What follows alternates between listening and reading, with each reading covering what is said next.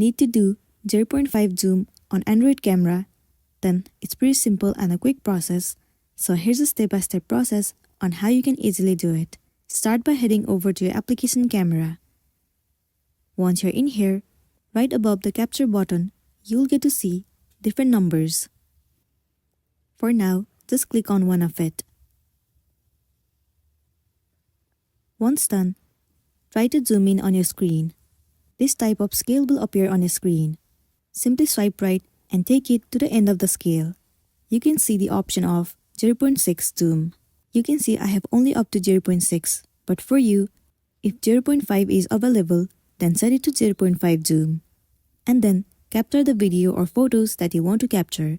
After that, you'll be good to go. So that's the wrap for this video. If it was helpful, give it a like and check out our next tutorial. Thank you.